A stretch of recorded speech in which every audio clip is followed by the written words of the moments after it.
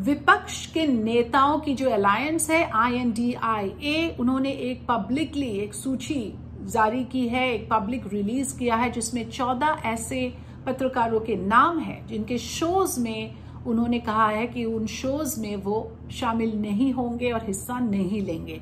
इस बात को लेके कल से बहुत बड़ा विवाद खड़ा हो गया है। ये कहा जा रहा है कि विपक्ष जो है वो कुछ मीडिया चैनल्स को बॉयकॉट कर रहे हैं, ये फ्रीडम ऑफ प्रेस पर एक अटैक है, और ये भी कहा जा रहा है कि ये एक तरह से उनका हिपोक्रेसी है। वही लोग जो सबसे ज्यादा फ्रीडम ऑफ प्रेस के लिए बोलते थे, वही लोग अब इसका उल्लंघन कर रहे हैं।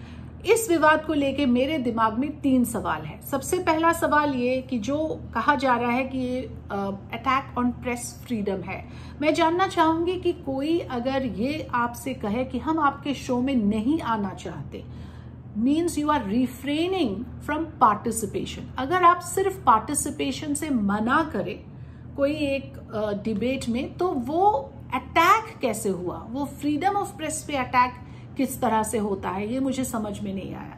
इसमें तो सिर्फ आप अपना जो राय है, जो अपना पोजीशन है, उसको क्लियर कर रहे हो कि हम आपके शोज में नहीं आएंगे, but attack on press freedom किस तरह से ये फिट होता है नैरेटिव में, ये मुझे तो कम से कम समझ में नहीं आया। दूसरी बात ये, मैं खुद कई सारे न्यूज डिबेट्स कर चुकी हूँ, मुझे पता है कि असल में अगर आप देखें तो एक पत्रकार को कोई फर्क नहीं पड़ना चाहिए कि कौन से पार्टी उनके फेवर में है, कौन से खिलाफ है।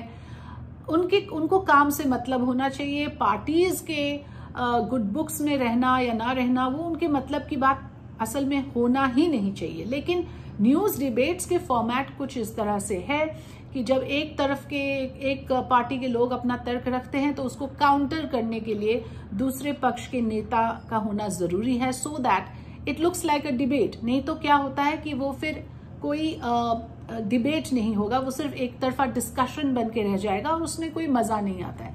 तो जाहिर सी बात है कि ये जो 14 एंकर्स है, उनको फर्क पड़ रहा है, उनको चुभ रहा है कि उनके शोज के स्टैंडर्ड ना गिर जाए, स्तर ना गिर जाए।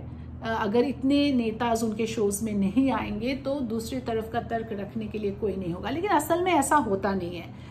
कई सारे एनालिस्ट ऐसे हैं, कई सारे सीनियर जर्नलिस्ट ऐसे हैं, अगर 14 और या 20-25 पार्टीज के जो स्पोक्स पर्सन्स हैं या उनके नेता हैं, अगर वो नहीं भी आते हैं, तब भी काफी सारे ऐसे एनालिस्ट होते हैं, पत्रकार होते हैं जो विपक्ष के तरफ से बोलने के लिए तैयार रहते हैं। सो ऐसा नहीं है कि आपके न्यूज शोज बंद हो जाएंगे इसकी वजह से। दूसरा सवाल मेरा ये है कि बॉयकॉट की बात जो कहा जा रहा है, मेरे दिमाग में सवाल ये है कि अगर आप किसी को निमंत्रण देते हैं, कोई एक आपको इनविटेशन मिलता है, अब उस इनविटेशन को एक्सेप्ट करना ना करना वो तो मेहमान का प्रेरोगेटिव होगा ना, वो तो उनके हक में होगा कि वो उसको एक्सेप्ट करे या ना करे। अगर आप किसी के इनविटेशन को एक्सेप्ट ना करने को बॉयकॉट बोलते हो, तो मुझे वो भी नहीं समझ में आ रहा है कि ये बॉयकॉट कैसे हुआ। मैं समझ सकती हूँ कि कलेक्टिव डिसीजन लिया जा रहा है कि आपके शोज में ये नहीं आएंगे, लेकिन आप अगर इनको बुलाएंगे और वो नहीं आएंगे, एक तरह से वो तो उनका हक भी बनता है कि किसी के भी इनविटेशन को वो डिक्लाइन करे। सो बॉयकॉट वाली बात भी इसमें मुझे नहीं लगता कि इसमें लागू होता है, इसमें ये फिट होता है। तीसरी बात ये कि जितने भी एंकर्स का नाम इस लिस्ट में है, वो सारे एंकर्स किसी से भी छिपा हुआ नहीं है कि ये सारे सत्ता पक्ष के फेवर में बोलने वाले एंकर्स हैं।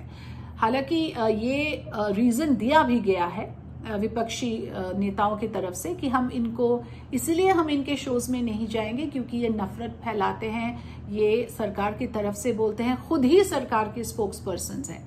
तो जब ये सबको पता है, मैं कह सकती हूँ कि ये एंकर्स खुद भी इससे इनकार नहीं करेंगे कि वो सरकार के फेवर में बोलते हैं या वो उनको सपोर्ट करते हैं, क्योंकि ये किसी से भी छिपा हुआ नहीं है। तो जब विपक्षी नेता को पता है कि आप निष्पक्ष एंकर नहीं हो, आप एक तरफ होके बोलते हो, तो उनका भी हक है कि वो मना करे।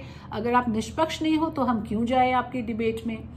मुझे तो लगता है कि ये जाहिर सी बात है कि वो नहीं आना पसंद करेंगे। जब आपने अपना जो एक होता है लीनिंग बहुत ही ऑब्वियस कर दिया है, जो आपने अपना पोजीशन बहुत ऑब्वियस कर दिया है, तो आप उम्मीद ही कैसे करते हो कि विपक्ष के नेता आपके शोज में आएंगे। तो ये सारे जो चीजें हैं, इस पर ये सवाल उठता है कि इसको मुझे लगता है कि किसी तरह से एक फ्रीडम ऑफ प्रेस पे अटैक का जो टैग दिया गया है वो गलत है। वो it is in some way trying to give it a wrong spin. मैं दर्शकों को गुजारिश करूंगी कि वो इस बारे में सोचे और जो सवाल मैंने उठाए उन सवालों का जवाब वो सोचे और कमेंट्स में लिखे कि वो क्या समझते हैं। क्या ये जायज़ है कि आप इसको फ्रीडम ऑफ प्रेस पे अटैक बोले या बॉयकॉट बोले, या क्या आपको लगता है कि ये मेहमान के हक में है अगर वो किसी का इनविटेशन एक्सेप्ट करे ना करे। एक सार्वजनिक रूप से एक लिस्ट जारी करना, एक ऑफिशियल रिलीज करना 2024 से पहले एक अलग बात है कि उनको ये पोजीशन क्लियर कर देना था सबके सामने। उतना उस हद तक मैं मान सकती हूँ कि ये एक पॉस्चरिंग है, लेकिन ये तो पहले से ही सबको पता है। मैं तो ये कहूंगी कि पहले से ही ये नेता इनके शोज में नहीं शामिल हो रहे थे, तो it was just about making it official.